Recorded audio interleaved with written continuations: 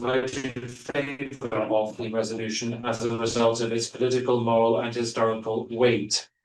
We also note that Nicaragua is not party to the Rome Statute, and that instrument doesn't have a universal nature, and nor indeed are we party to the ICC, or we don't recognise the jurisdiction of that court, and that is why we disassociate from PP27. We also recognise the importance of the fact that the African Union, our community of Latin American and Caribbean states, and CARICOM have been working with the United Nations on this critical issue. We also would like to express our gratitude to those who struggled to see the abolition of slavery, to the Haitian people and their historic contribution, as they were the first republic in our region to be free from slavery and to reach independence in 1804. They abolished slavery and they showed the way for other countries.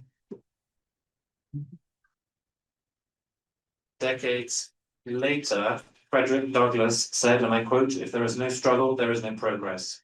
President, we reaffirm our solidarity with all of the victims of slavery, racism, and discrimination, and we make clear our commitment to historic truth, dignity of victims, and the need for the international community to continue to address these crimes in order for there to be historic justice, redress, and dignity, given the consequences and the legacy of slavery, the slave trade, and colonialism. Thank you. I thank the distinguished representative of Nicaragua. I now give the floor to the distinguished representative of France.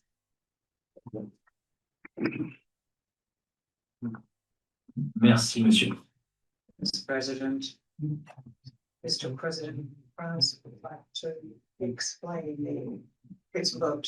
The abomination of slavery was active for centuries and impacted tens of millions of women, children, and men, undermining the very principle of human dignity. Given the tragedy that the transatlantic slave trade and slavery represented, we need to face this history and recognize it is a truthful fact, and for France, show that its share of that truth, including refusing to forget that. And that is why for several decades, we have been mobilizing ourselves to make sure that the memory of slavery, its victims and those who fought it, be preserved through the law known by its drafter, Ms. Christiane Taubira.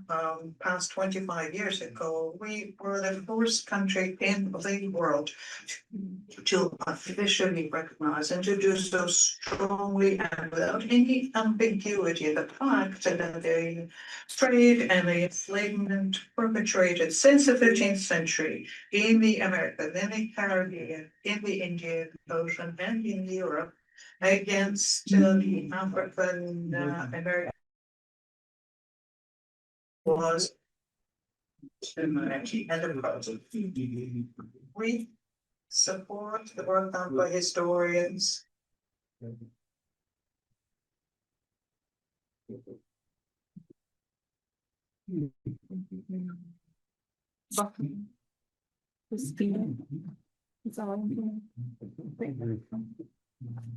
Show the memory and to keep the memory of victims, those who fought for abolition, contributing to fight against racism and discrimination in contemporary societies. Very soon, we will inaugurate the national memorial to the victims of slavery in Paris, at the very place where the Universal Declaration of Human Rights was adopted. Mr. President, as was done by our partners of the European Union, France will abstain from invoking on the text because we think that the resolution proposed gives rise to a number of difficulties under international law. We refer you in this regard to the declaration that has just been made on behalf of the European Union and its member states. We regret also the fact that this resolution seems to establish a hierarchy amongst crimes against humanity. This gives rise to serious legal difficulties. In addition to that, it runs the risk of creating a competition against historic tragedies which should not be compared, and what is done is done to the detriment of the memory of victims. At the time when the United Nations is working on the development of a new international convention on the prevention and suppression of crimes against humanity, it seems to us important to recall that any and all resolution from the General Assembly has to be centered in international law and a universal approach to human rights. I thank you. I thank the distinguished representative of France. We have had the last speaker in explanation of vote before the vote. The Assembly will now take a decision on draft resolution A/80/L48 entitled Declaration of the trafficking of enslaved Africans and racialized chattel and enslavement of Africans as a greatest crime against humanity. A recorded vote has been requested. We shall now begin the voting process. Those in favor of the draft resolution A/80/L48, please signify. Those against and those in abstention. The Assembly is now voting on draft resolution A/80/L48 entitled Declaration of the Trafficking of Enslaved Africans and Racialized Chattel Enslavement of Africans as the greatest crime against humanity. Will all delegations confirm that the votes are accurately reflected on the screen?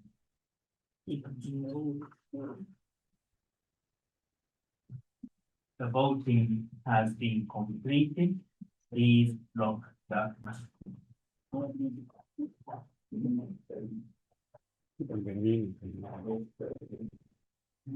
Yeah. Wow.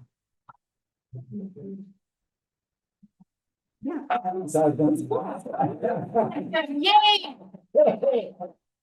Yeah. Wow. Yay! Wow. Wow.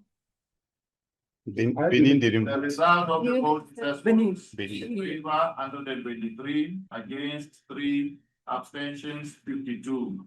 Therefore, draft resolution A/80/L48 is adopted. Yes.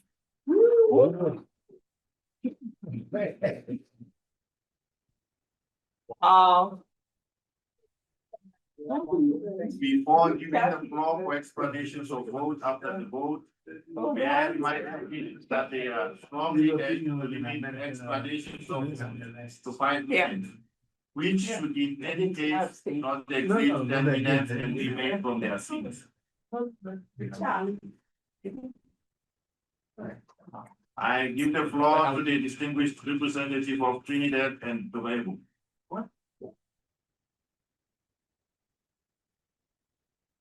Thank you, Chair, Excellencies. His voice is on. I have the honor to deliver a statement on behalf of the 14 member states of the Caribbean Community CARICOM, an explanation of our vote. CARICOM voted in support of this resolution because of our historical attachment to the issue of the trafficking of enslaved Africans and the racialized chattel enslavement of Africans. The recognition today by those member states that supported this resolution and the declaration is a critical first step towards redressing the injustices perpetuated over the 400 years of the transatlantic slave trade. In this way, CARICOM remains a strong advocate for the advancement of reparatory justice for the historical atrocities perpetuated against our forebears during the period of colonialism and the transatlantic slave trade, as well as the persistent legacies thereof. CARICOM therefore reiterates our support in principle for this initiative undertaken by Ghana on behalf of the African Union to advance the issue of reparatory justice. Given the importance of this issue, CARICOM stresses that implementation of the resolution must be done in a collaborative manner and in full partnership with the entire membership. CARICOM commits to contributing to taking forward the implementation of this resolution in line with the region's priorities, including the 10-point plan for reparatory justice. We will continue to engage meaningfully in future discussions on this important issue, including on ways to take forward the important provisions contained in the resolution. I thank you, Chair. I thank the distinguished representative of Trinidad and Tobago. I now give the floor to the distinguished representative of New Zealand.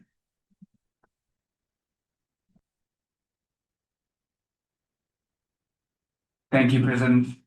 It is clear from the grim testimony that we have heard today that slavery and the transatlantic slave trade were appalling tragedies of an historic scale that constitute grave violations of human dignity and of the fundamental human rights of its victims. New Zealand recognises the profound and lasting impacts of the transatlantic slave trade and thanks Ghana for its efforts in bringing forward this resolution. We acknowledge the historical legacy of the transatlantic slave trade and its lasting impact on many member states. And we welcome the importance placed on continuing education and awareness raising and the increased attention that commemorative events have brought to the issue.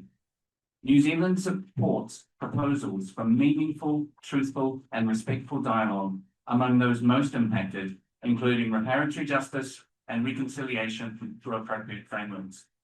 We encourage the continued promotion of comprehensive educational programs, memorialization initiatives, and research on slavery, the trafficking of enslaved Africans, and racialized chattel enslavement of Africans and their consequences. We had hoped to be able to vote in favour of this resolution, but regrettably, New Zealand was not in a position to endorse all aspects of the text presented today. New Zealand acknowledges the significance and horrific scale of transatlantic slavery, but it is not able to endorse a text that suggests a hierarchy of crimes against humanity. For other multilateral processes underway related to an aggressive development of international law. New Zealand acknowledges the importance of restorative justice processes, including issues such as reparations, but believes these are more appropriately pursued through relevant judicial tribunals or agreed international legal forums.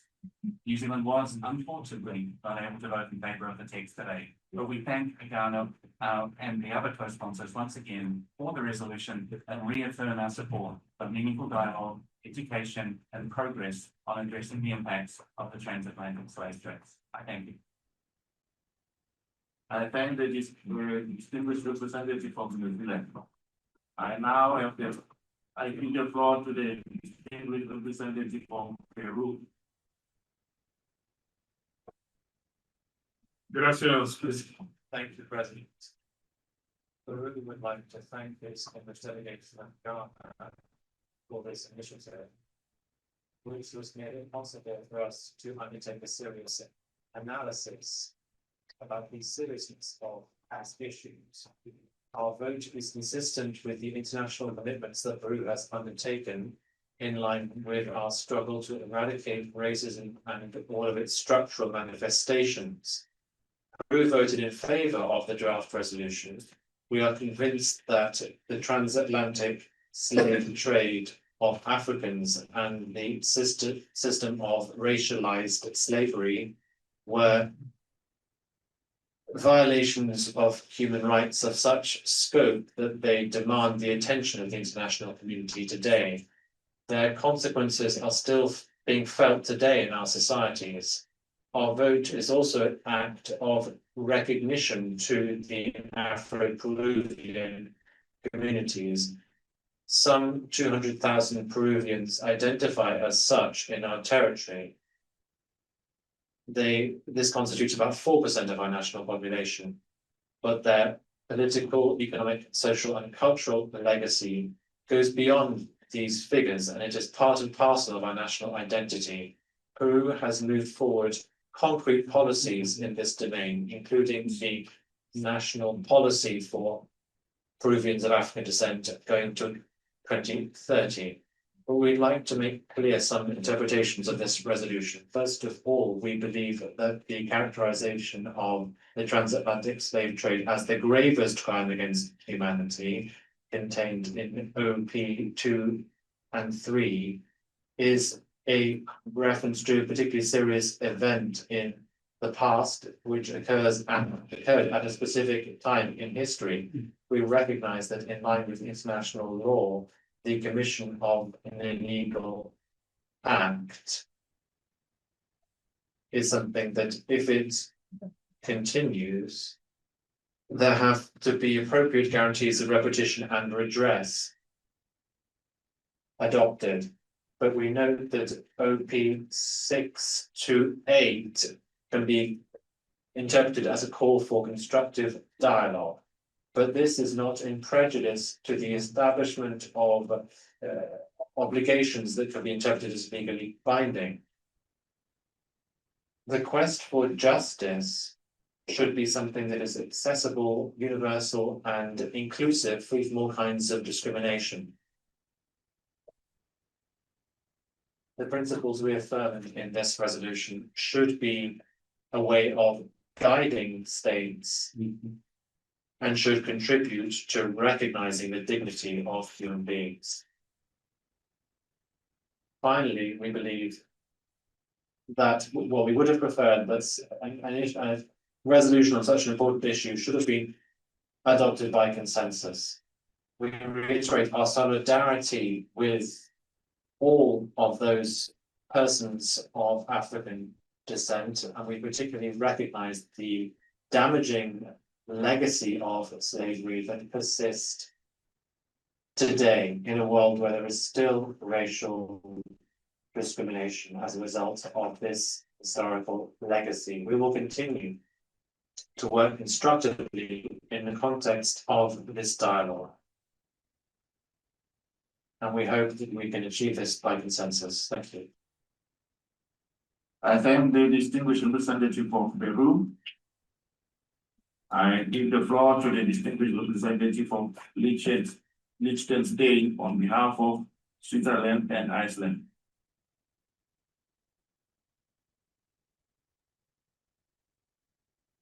Thank you, Mr. President. I deliver this joint explanation of vote on behalf of Iceland, Liechtenstein, and Switzerland. At the outset, we underline the importance of the International Day of Remembrance of the Victims of Slavery and the Transatlantic Slave Trade, and commend efforts to ensure that the profound suffering caused by the trafficking of enslaved Africans is never forgotten nor diminished.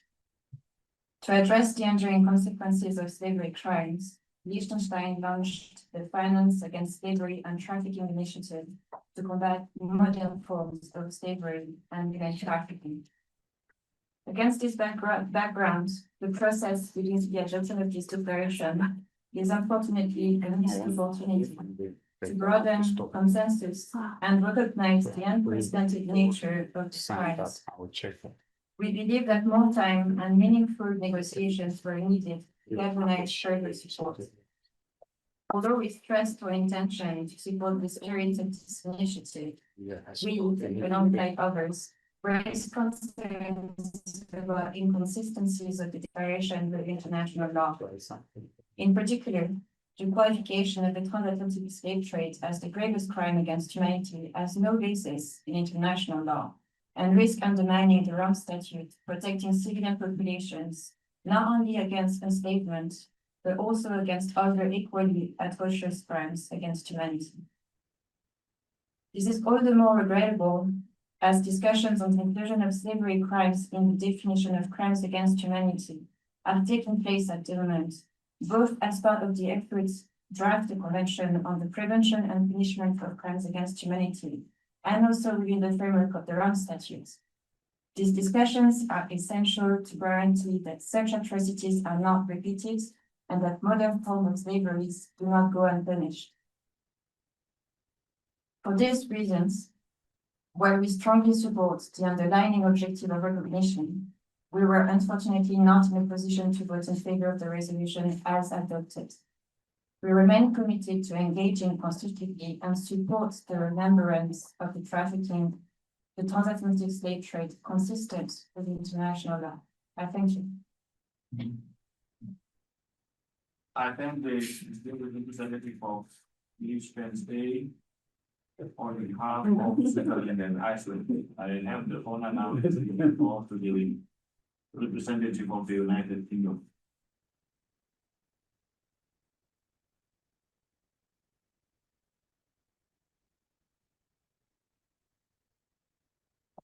Thank you. The United Kingdom recognises the gravity of the issues addressed in this resolution and welcomes the opportunity to set out its position. We have repeatedly recognised the abhorrent nature of slavery and the transatlantic slave trade, which inflicted untold harm and misery on millions of people over many decades. Its horrors are profound, and its legacy continues to be deep to us today. The UK also believes that only by acknowledging and discussing collectively the most painful elements of the history that we share with our nations, including the transatlantic slave trade, can we come together in a spirit of solidarity and mutual respect to respond to the challenges that we all face today. The UK remains committed to that goal. That is why we can engage constructively throughout the negotiations on this resolution in the hope of reaching a consensual-based text. However, despite our efforts, our concerns have not been taken on board. The UK continues to disagree with fundamental propositions of the text, and therefore, regrettably, do not vote in favour of them. Firstly, the UK is firmly of the view that we must not create a hierarchy of historical atrocities. Doing so simplifies the complexity and vast scale of suffering endured in different contexts. It risks diminishing the experience in communities whose trauma and suffering was felt just as strongly. No single set of atrocities should be regarded as more or less significant than another. We should approach all historical injustices with the same seriousness, empathy, and respect to ensure that no one group makes clear that their suffering is being overshadowed or treated as secondary. Furthermore, it's essential and integral to the rule of law that the formation and the evolution of international law is governed by clear and well-defined principles. Principles of intertemporality and non-retroactivity are long-standing tenets of international law. They are essential to ensure legal stability. According to the intertemporal rule, the applicable law is law of the relevant time. International courts and tribunals have routinely upheld these principles. There is no duty to provide reparation for historical acts that were not, at the time, those acts were committed, violations of international law. These principles cannot be circumvented by the recourse to the concept of continuing arms. The UK welcomes that states develop international law such that today's slavery and the slave trade are rightly prohibited by treaties and custom international laws, and slavery is now recognised as a constituent element of crime against humanity. Nonetheless, it's important to acknowledge with deep regret that the prohibition of slavery, the slave trade, and what are now considered crimes against humanity had not yet been established in international law at the time of transatlantic slave trade. None of the recognised sources of international law, as set out in Article 38 of the Statute of the International Court of Justice, identify a prohibition on slavery and the slave trade until the 20th century. The United Kingdom appreciates that Ghana, on behalf of the African Union, consistently stressed that this resolution was not to be read as a legal document. This was restated by the drafters at every informed consultation. In this context, the UK and others offered specific language to move the text away from legal to political discourse, while still reflecting the sheer gravity and horror of the act. Other debates also suggested the text should be considered by the Sixth Committee. Again, this was met with a response that this was a political declaration. The United Kingdom is keen to underscore this point on its alien's intention, while we continue to regret the failure to accept language that would put the matter down. I thank you. I thank the distinguished representative from the United Kingdom. I give the floor to the representative of the Kingdom of the Netherlands. The Kingdom of the Netherlands remains firmly committed to addressing racism and discrimination. We share the importance that the African group attaches to the lasting consequences of slavery and the transatlantic slave trade. We fully recognize the profound injustice of this history and its continued impact today. In December 2022, the Prime Minister of the Kingdom of the Netherlands offered formal apologies for the actions of the Dutch state towards enslaved people in the past, who suffered as a consequence of those actions everywhere in the world, as well as to all their descendants up to the present day. In July 2023, His Majesty King Willem-Alexander apologized for the Netherlands' slavery past. As a member of the European Union, we engaged constructively in the negotiations on this resolution, and we greatly appreciate the efforts by Ghana and the African Union to bring forward this important initiative. This way, I would like to also say that we align ourselves with the statement delivered by the EU. And we sincerely regret that no consensus could be reached on a formulation that addresses key legal and substantive concerns. Having said that, the Kingdom of the Netherlands cannot support references that suggest the retroactive application of international law, including the implication of a legal obligation to provide reparations for acts that were not a violation of international law at the time they were committed. We also cannot agree to the introduction of a hierarchy among crimes against humanity, including the designation of one to references related to the non-applicability of statutory limitations. For these reasons, Mr. Chair, and despite the importance we attach to this very subject matter, my delegation has abstained on this resolution. Thank you, Mr. Chair.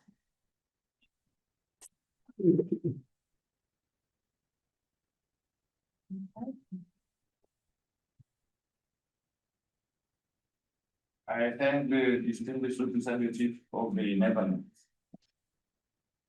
We have now had the last speaker in explanation of vote after the vote for this country. We shall hear the main speakers in explanations of vote after the vote at a later date to be announced. The Assembly has thus concluded this stage of its consideration of agenda item 119.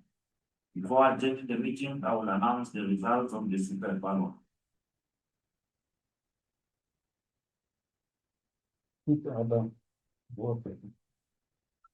The Assembly will resume its consideration of sub-item 1 of agenda item 115 entitled Appointment of Members of the Board of the 10-year Framework of Programs on Sustainable Consumption and Production Patterns.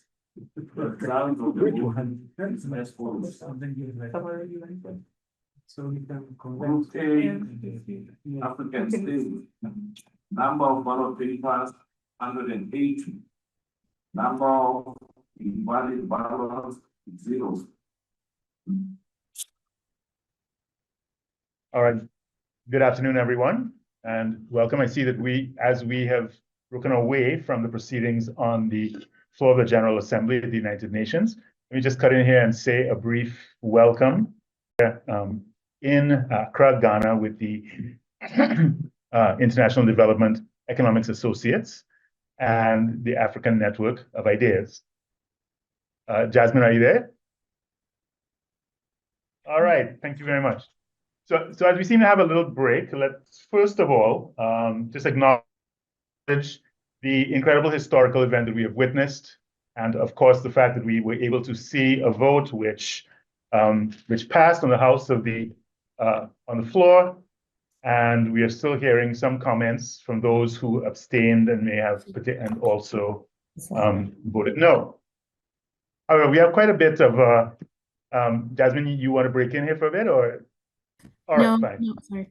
Before we begin with a little bit of discussion, I wanted to just take a moment and briefly acknowledge some of those who are joining us, have joined us from around the world for this incredible event, and will be joining us hopefully and staying with us over time for the discussion webinar that we are going to have with all of the speakers that we have lined up.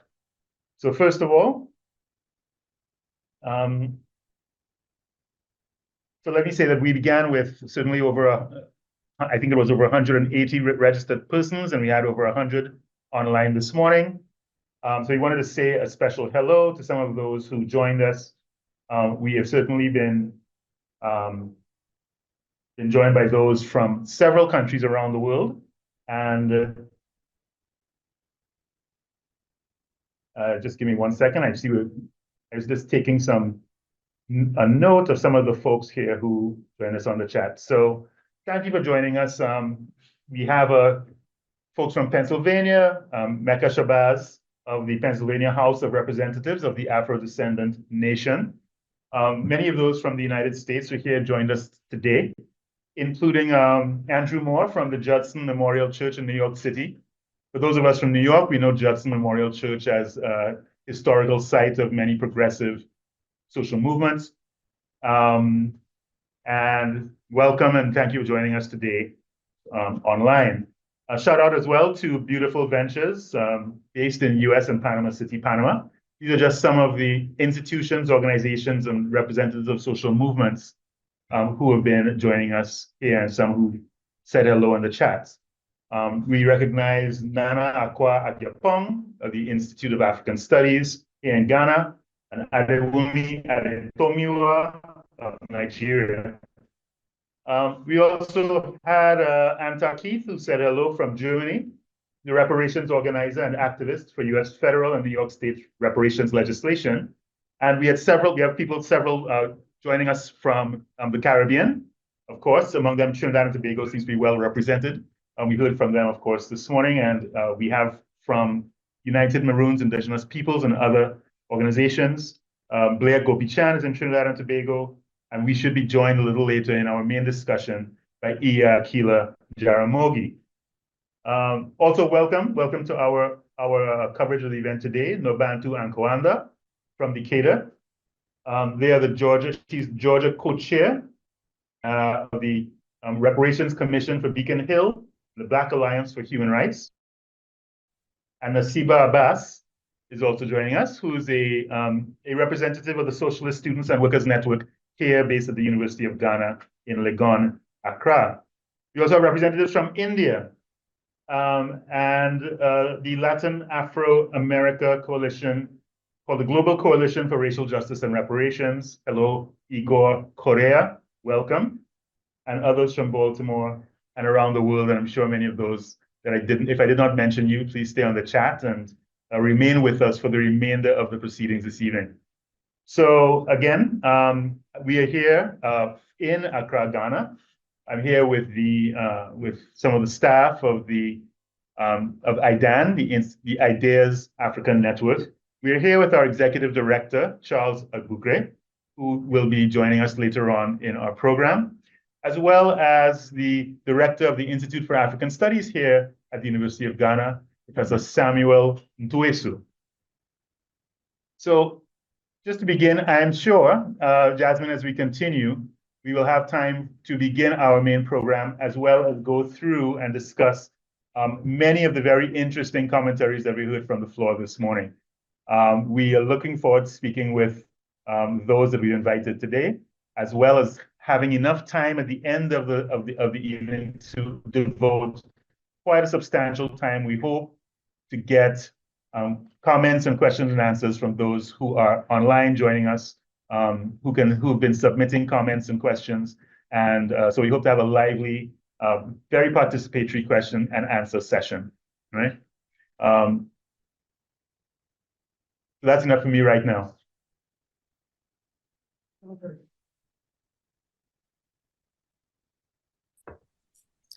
So, shall we take it away? Yes, absolutely. All right. Well, first and foremost, I got to say thank you to everybody who has joined this watch party for us to decide that we would not watch this alone, but we would watch it together.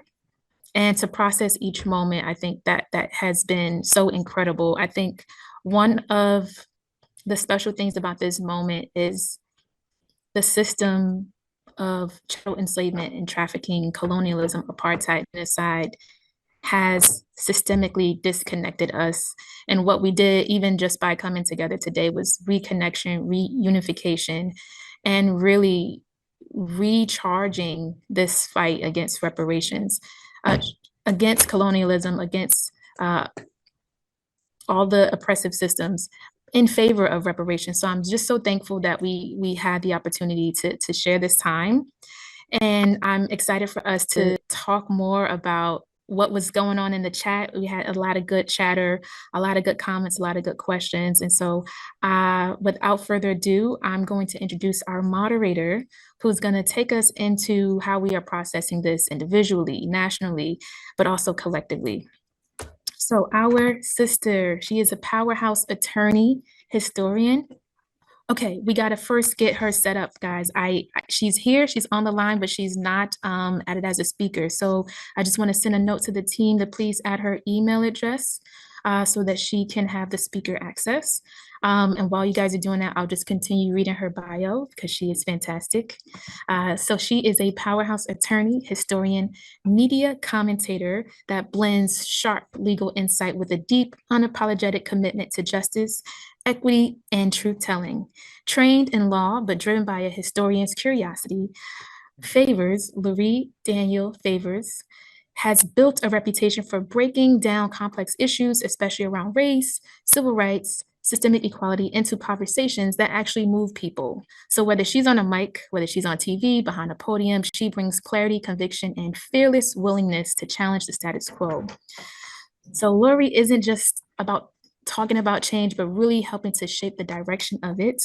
I want to introduce to you all Laurie Daniel Favors Esquire, who has a show on Sirius XM Radio, will be joining us today to talk through what this moment means for us. So we're going to take a quick pause to make sure our tech is set up, but Laurie is ready and excited to speak with you all.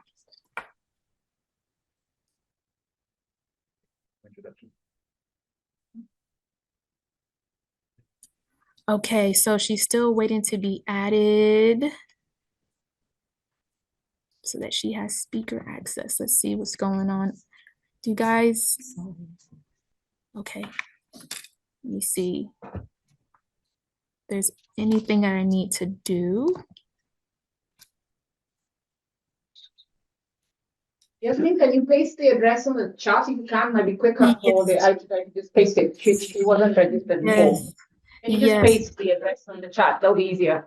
I did, but I'll do it again because I think it might have gotten pushed up. There's so much streaming through. Yeah, we didn't see it. There's so know. much. Okay, no problem. Hey, thank you for your patience. Okay, yeah. So, all right. Let me know when you get it. It should be coming through any minute now. CLSJ.org. Okay. You guys got that? Yes. Good. All right, so thanks for bearing with us, everybody. We're just sorting through technology.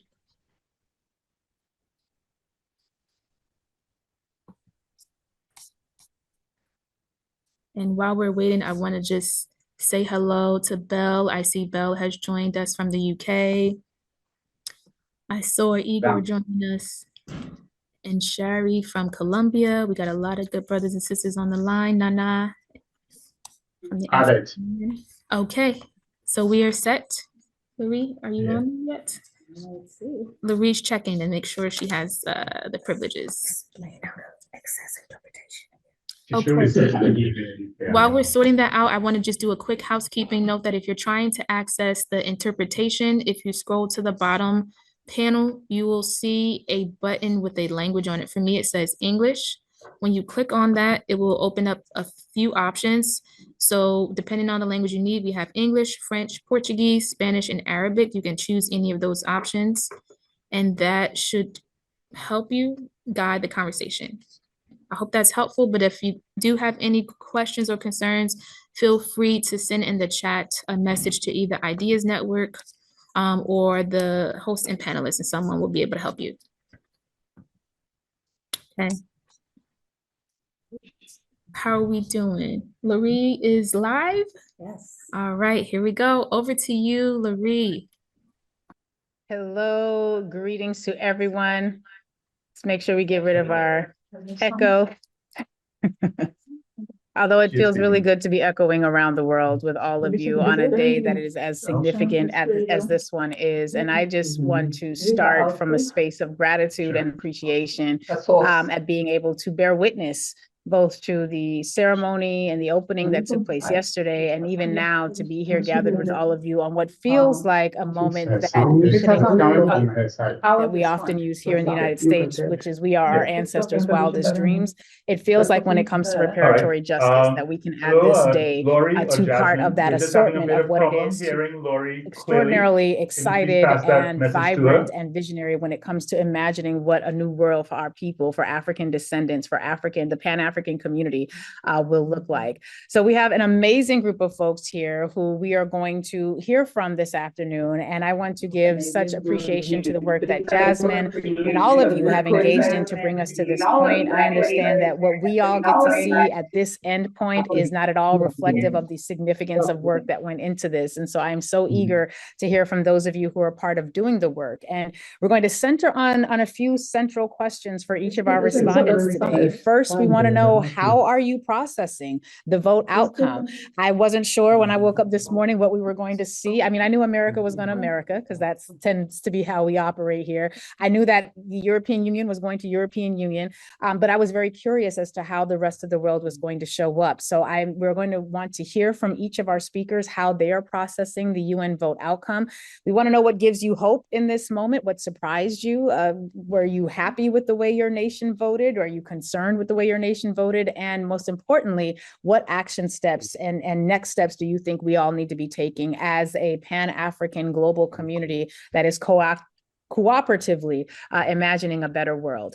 So we are going to start with the Executive Director of the International Development Economist Associates, IDEAS, and its Africa Network, IDAN, and Charles Abugre. If you could please join us on, and if you could begin with sharing with us how it is that you feel about the outcome that we saw today, so that we can get this conversation going in earnest.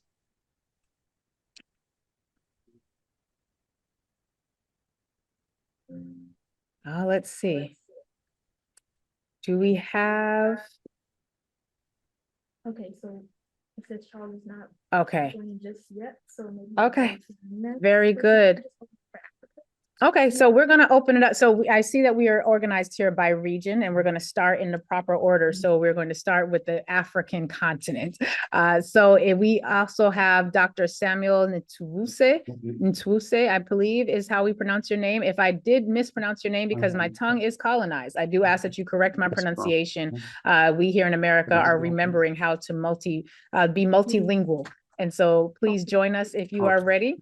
And we know that you are the director of the Institute of African Studies at the University of Ghana. I'm looking forward to being there later this summer.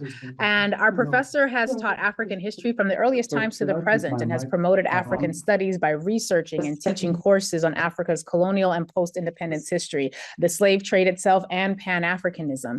And as the director of IAS, he is closely collaborating with IDAN to identify critical research gaps that relate to the struggle for reparations. Professor, are you able to join us? Can you hear me okay?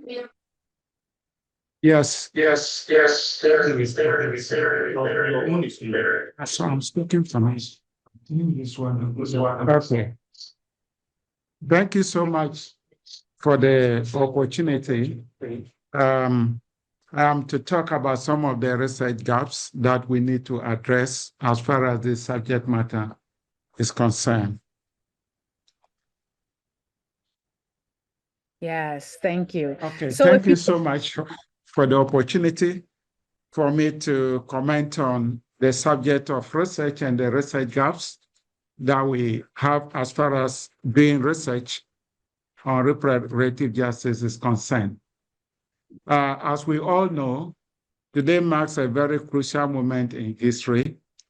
It is the International Day for the Remembrance of the Victims of Slavery and the Transatlantic Slave Trade. And just a few minutes ago, we witnessed the UN General Assembly pass a resolution declaring the trafficking of enslaved Africans as the gravest crime against humanity. These are important events for researchers, academics, and civil society, as they offer opportunity for us to engage in critical research and to unearth and connect some of the major historical misapprehensions that surround the subject of slavery, enslavement, and reparation.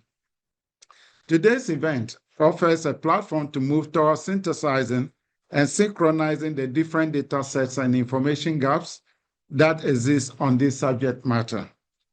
Madam Moderator, in addressing the gaps in reparative research, we need to bear in mind that over the years, there seems to have been an overemphasis on records that have been stored in state and institutional archives about the history of the transatlantic slave trade. The gaps, that is, most of the archives that we are looking at, are located in the global north and are inaccessible to most researchers in the global south, due mainly to complex processes and logistics. Now, the second gap that we need to identify is the issue of incompleteness in the information that one finds about this subject matter in the archives. The incompleteness includes exact numbers of those affected and those involved, the silent voices of the marginalized groups, including women and children, lack of detailed representation of experiences of enslaved people, willful destruction of records on the transatlantic slave trade, among others. Now, we may need to remind ourselves that the documents that were created by slaveholders, by traders or officials are actually documents that are now not within the reach of many people that are located here. These records are often reduced, they are distorted, and of course, some of them are completely just taken away. Some of them don't even have the real identity of those who were taken away, including names. In fact, the perspectives of enslaved individuals can also not be found in some of these records. This was the case because enslaved persons were treated more or less as property than as human subjects.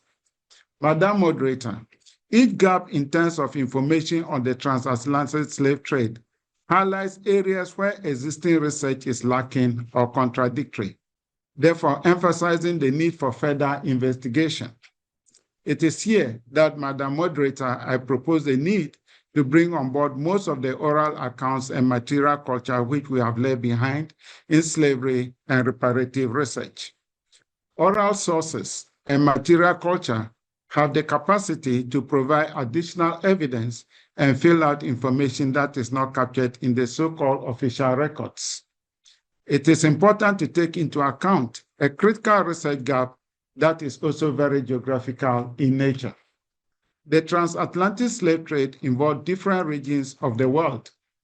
So far, research has been so locally focused on Africa, North America, the Caribbean, Europe, and Asia, with less cross and intercontinental research engagement. What it means is that there's a knowledge and research gap in understanding broader and interconnected systems in terms of experiences and exploitation. The effect is that there is a risk of not having a broader solution to common and systemic issues as far as reparative justice is concerned.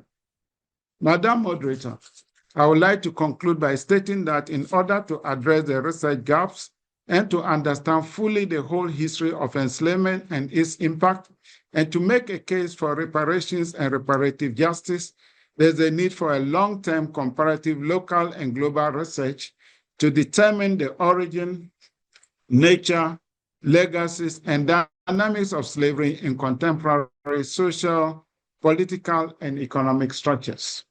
Such research should be multi- and interdisciplinary and should involve a combination of history, archaeology, linguistics, anthropology, literature, economics, law, and many more.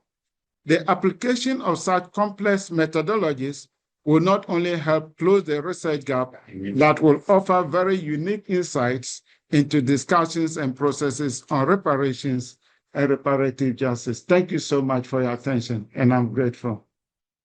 Thank you so much, Professor. This has really been enlightening for those of us who are learning about the way that these gaps show up and how they have been perpetuated. I'm curious, before we turn to welcome in, and I'm seeing a note here that I'm talking very quickly, so I am going to slow down. I am a New Yorker from Brooklyn, so we do speak very quickly, but I will do my best to slow down my pace because we have a wonderful translation team who is working with us. Professor, would you mind if you could talk to us a bit about what you think in terms of next steps that the international participants of this moment, those of us who are watching and taking this all in, what can we do to support the research? What can we do to support the gaps closing? Are there ways that we, the average global citizen, can support in amplifying this research and spreading it and providing resources so that it can be explored even further? What say you to how we should be supporting the work of closing the gaps in that research? Thank you so much. Thank you so much. Madam Moderator, for the question.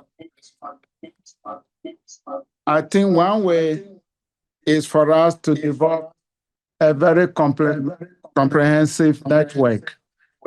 As I've indicated,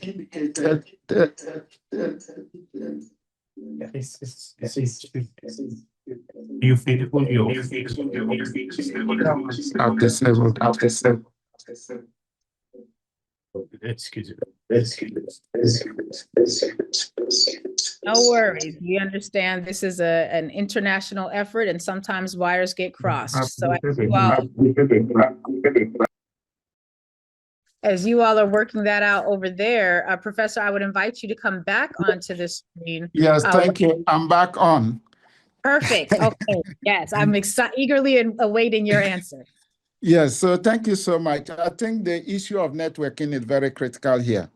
As I've indicated in my submission, we have different researchers located in different parts of the world. Those of us in Africa, within the continent, we have those in the Caribbean, North America. So we need to actually identify each of us and what we do in order to be able to bring our ideas together.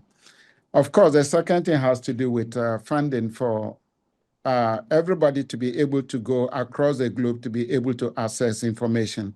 It should be possible for researchers to be able to come to Africa to access our archives, to be able to get some kind of oral evidence that will actually help connect with what we have or the text that we have located in the archives. So far, the question comes down to two things: the issue of networking and getting to know who is working on what. And the second has to do with the issue of funding to enable researchers to be able to go anywhere they want to go to access information. Thank you so much.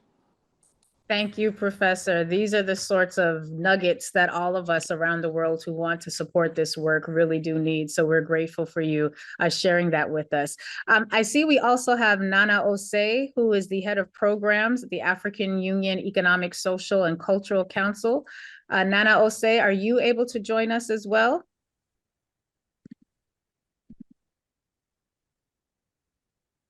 We'll give each person a pause. I know sometimes there can be a time delay. And while we are waiting for Nana Osei, I will see if Professor Charles Abugre has been able to join. And if not, we have a number of additional folks that I would like to bring on as well. Let's see. Let's go through our list of who is here. Okay. You said... let's see. We have Belle. Hold on. Let me scroll down to see where you're located. Okay. And I don't have your name on the list. We have Belle Ribeiro Addy, who I believe is from the UK.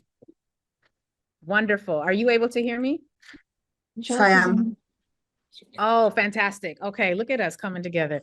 All right, so if you could, one, let us know a bit about the work that you're doing, and if you could also help us to understand how you felt about the way your nation processed its vote, what is giving you hope in this moment, what's surprising you about this moment, and what action steps do you think we all need to consider? Yeah, well, thank you very much, and thank you to all of those that have worked so hard and have taken the time to convene this meeting. It's so important that we're able to come together and have this discussion. My name is Belle Riveradi. I'm a member of Parliament from the United Kingdom. I also chair the all-party parliamentary group for African reparations in the United Kingdom, which is a cross-party group that is dedicated to pushing the agenda for reparatory justice forward in terms of policy within our Parliament, and that has not been without its challenges. We've been very pleased to support the actions that have happened today, and it's so important that we acknowledge the history that has been made, and the fact that this declaration of this resolution has been passed, and that on the international stage, we're not seeing how I sometimes hear the period of enslavement referred to in some terms I don't think are quite befitting, but very clearly a crime against humanity, very clearly not a tragedy, not a dark chapter, but very, very clearly a crime. And I think in doing so, the international community has now shifted this conversation forever. I think it's important to acknowledge, although we're coming from different countries, that this moment belongs to all peoples of African descent, and all of those that were told that justice was too complicated or this was too long ago. I believe that it's significant that we're now saying this is otherwise. I want to pay tribute to Ghana for pushing this forward and having the moral clarity to do so in the African Union, and CARICOM, who have done so much to push this agenda forward over decades, indeed, and now obviously the growing global coalition that's growing with them.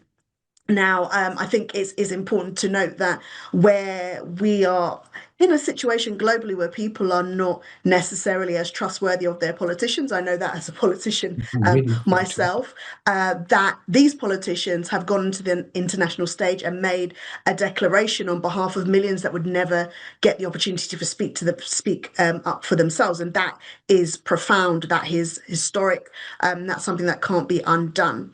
And because the United Nations has declared that this period was a crime against humanity, the conversation that is going to follow is not whether reparatory justice is deserved, it's how it's going to be delivered. And that, I think, is the ground we now stand on. And I think it's clear that we have to continue to make sure people understand that reparations are not about punishment. They are about repair.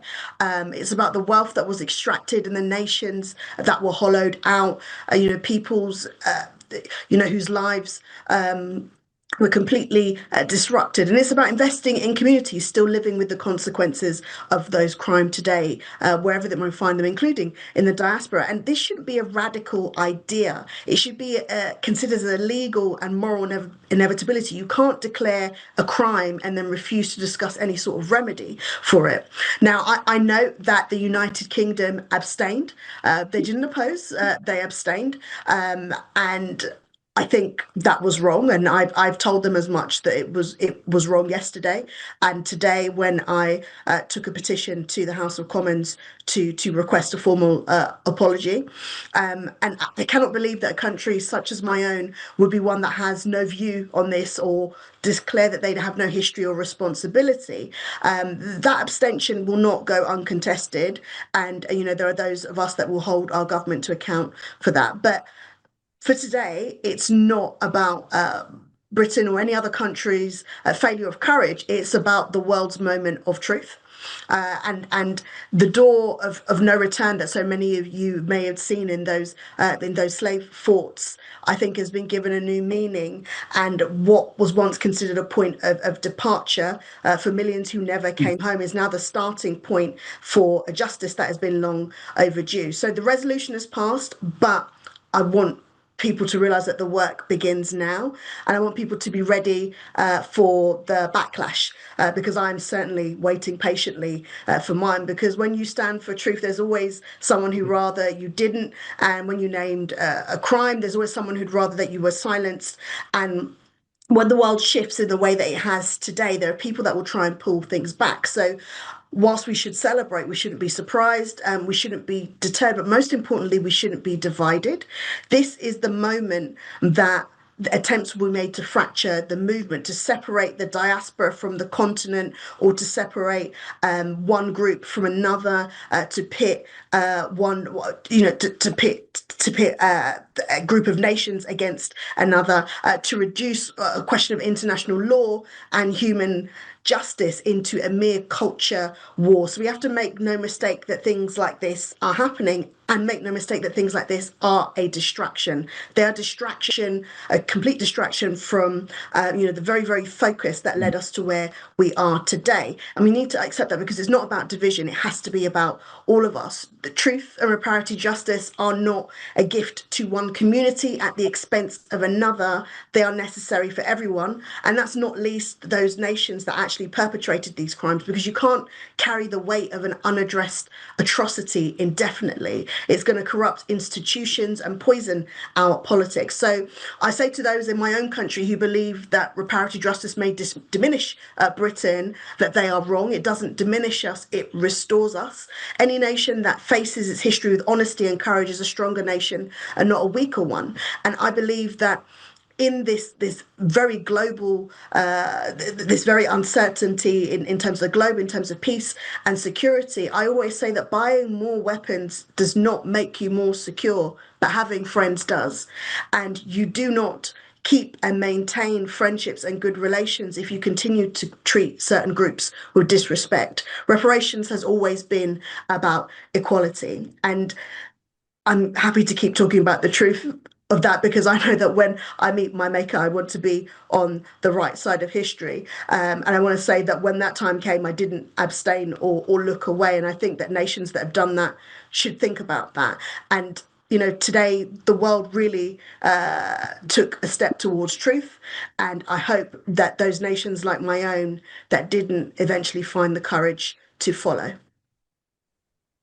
I want to thank you so much for your words. And I thought you looked familiar. And I realized that I literally played a video clip of you on my show today, where you were in the House of Commons, holding them accountable and insisting that of all the nations that might want to vote no, certainly Britain could not be one of them in light of the role that they had played. And so it was a very powerful moment. And to see you standing there in your own house of government, holding them to account, really does speak to the amount of work that we are going to have to do. And we had to say a little prayer for you as well, because we know that these politics can be very dangerous. And so I think it is quite appropriate. Right now, we are able to see each other face to face. And I want to thank you for modeling for the rest of us what it looks like to speak truth to power in those moments. And as you noted, the work coming after this point is really going to be the work of holding together, not just our coalition, not just this international effort, but ensuring that we are doing the work of speaking truth to power in our respective nation states, and doing the work of doing so on an international stage as well.